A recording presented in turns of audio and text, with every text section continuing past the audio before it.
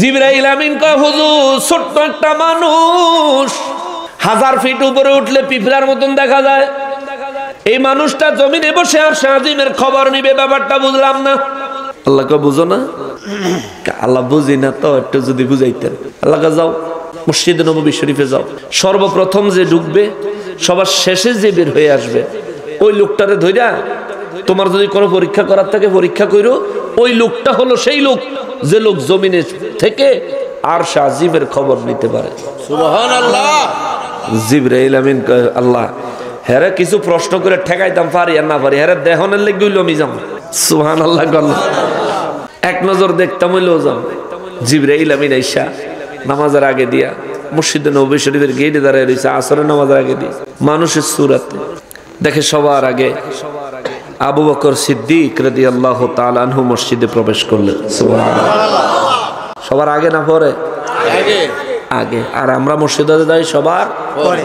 পরে ইমাম সাহেব মসজিদে একামত চলতে আছে, ইমাম সাহেব নিয়ত বানবো, সেই সময় আমরা যাই ঘাটলা অজু করতাম যাইয়া এই যে সারাদিন যে ফান চাবাইছি 2 আঙ্গুল ডুহাইয়া কি বেরাস, হেমি কয়বার হেমি কয়বার, এই বেরাস করিয়া 36 বার কুলি করলেও ফানের সুগারের গুড়া কোনো দাঁতে চিবাতে না, বারণ শেষই হয় না।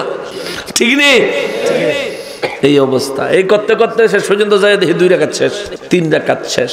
সাহাবায়ে কেরাম আগে যাইতেন। নবী বলেন তাকবীর উলার সাথে নামাজ আদায় করার অভ্যাস করো। তাকবীর উলার সাথে যে ব্যক্তি নামাজ আদায় করলো আল্লাহ রাব্বুল ইজ্জাত আমার ওই উম্মতকে একটা উট কুরবানি করার সওয়াব দিবে। সুবহানাল্লাহ। আমরা এইসব বিষয় খেয়াল করি না, আমরা দুনিয়াদারি লই আছি। দুনিয়াটারে নিয়ে আমরা এত ব্যস্ত হয়ে গেছি, মনে হইতাছে এইটাই আমাদের চিরস্থায়ী বসবাসের জায়গা। আসলে কিন্তু আমরা সব বিদেশ, আমরা সব বিদেশ। মুসলমান সিদ্দিক আকবর রাদিয়াল্লাহু তাআলা আনহু মসজিদে নববীর মধ্যে প্রবেশ করলেন। জিবরাইল আমিন গেটে দাঁড়ায় রয়েছে। ফেরেশতা সূরত না মানুষের? কি সূরত? মানুষের। আপনারা বিরক্ত হয়ে গেছেন? আমাকে বস শেষ, সময়ও শেষ। জিবরাইল আমিন দাঁড়ায় রয়েছেন, দেখলেন আবু বকর সিদ্দিক রাদিয়াল্লাহু তাআলা আনহু আগে ঢুকলেন।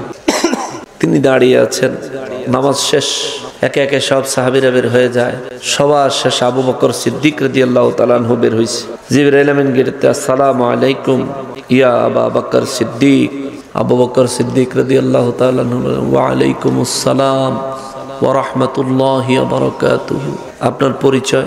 জিবরাইল আমিন মানুষের সূরতে বলে আমি আপনার কাছে একটা জিনিস জানতে আসছি, পরিচয় দিতে চাইতেছি না। কোনো অসুবিধা নাই, বলেন কি জানবেন? বলে আপনি কি বলতে পারেন এই মুহূর্তে জিবরাইল আমিন কোথায় আছে? জোরে কন্যা সুবহানাল্লাহ। জিবরাইল আমিনের কথা হইল আল্লাহ যে কইছে তার কলবের মধ্যে এমন এক পাওয়ার, এমন এক ক্ষমতা দিব যার মাধ্যমে সে দুনিয়ায় থেকে আরশে আজিমের খবর নিতে পারবো। তার মানে আমি জিবরাইল সে বিছরাইতে পারবো, আমি কই আছি সে খুঁজা আমারে বাইর করতে পারবো। যদি এমন পাওয়ার থাকেই তাহলে অবশ্যই খুঁজা বাইর করতে পারবো। এই জন্য তে মানুষের সুরত ধরে এরপর জিগায় কদ জিবরাইল আমিন কই আছে। তো সিদ্দিক আকবর রাদিয়াল্লাহু তাআলা আনহু বলেন আমাকে কি কিছুক্ষণ সময় দেওয়া যায়? বলে কতক্ষণ? বলে কয়েক মুহূর্ত। সুবহানাল্লাহ। সুবহানাল্লাহ। মুহূর্ত চিনেন? 1 সেকেন্ডারে 100 ভাগ করলে 1 সেকেন্ডারে 100 ভাগ করার পরে যেই ভাগ থাকবে এটারে কয় মুহূর্ত। 1 সেকেন্ডের 100 ভাগের 1 ভাগ হইল মুহূর্ত। তো কয়েক মুহূর্ত সময় দিবেন? কয়েক মুহূর্তে পারবেন? বলে দিবেননি। বলে ঠিক আছে, অসুবিধা নেই। সিদ্দিক আকবর রাদিয়াল্লাহু তাআলা আনহু চক্ষুটা বন্ধ করলেন। কিছুক্ষণ পর চক্ষু খুললে বললে আশ্চর্যের ব্যাপার, সারা পৃথিবীতে তালাশ করলাম জিবরাইল নাই, প্রথম জমিনের নিচে তালাশ করলাম জিবরাইল রে পাইলাম না, দ্বিতীয় তৃতীয় চতুর্থ পঞ্চম ষষ্ঠ সপ্তম জাহান্নামের কোনায় কোনায় জিবরাইল রে তালাশ করলাম, পাইলাম না। আল্লাহু আকবার।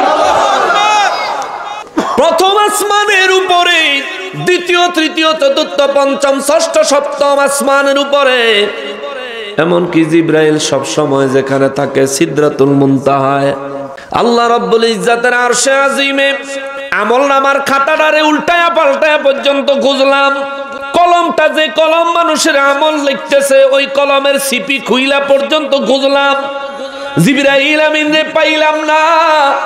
জমিনে যেহেতু নাই, জমিনের নিচেও নাই, আসমানেও নাই, আরশে আজিমেও নাই, আমার দিল সাক্ষী দেয় এখানে আমি আবু বকর, আপনি জিবরাইল। আল্লাহু আকবার। জিবরাইল আমিনকে আবু বকর বুঝা গেছি রে, আল্লাহ তোদেরকে কি দিছে। আবু বকর সিদ্দিক রাদিয়াল্লাহু তাআলা আনহু বলেন, হে জিবরাইল, এটা আমাদের কোনো অহংকার বাহাদুরির বিষয় নয়, আমার নবীর খাতিরে আল্লাহ আমাদেরকে দিয়েছে। নবীর ক্রেডিট দিছে, নবীজিকে ক্রেডিট দিয়েছে। এই জন্য নবী রাহমাতুল্লিল আলামিন বিদায় হজের ভাষণে বলেন, দুই জিনিস দিয়া গেলাম, কোরআনুল কারীম আকড়ায়া ধনিও, সুন্নাহ মোবারক আমার আহলে বাইত দিয়ে গেলাম। সুন্নাহর উপর কিভাবে আমল করতে হবে যখনই প্রশ্ন দাঁড়াবে, আমার আহলে বাইতের জীবনী তালাশ করিও, তাদের জীবনে আমি নবীর বলা ওই আমল কিভাবে পালন করেছে ওইভাবে তোমরা পালন করিও। কোরআনের রশি আর আজিমের সাথে আহলে বাইতের পথ জান্নাতের সাথে। সুবহানাল্লাহ। বাঁশের ফুল আছে না আপনার এলাকায়? জায়গায় বাঁশের ফুল আছে নি? বাঁশের ফুল আড়ানোর সময় দন্না লাগেনি? একটা দইরা আর একটার উপরে দিয়া হাঁটা লাগে। শেষ করে দিই, আমারও 12টা বাজে গেছে না খাইয়া।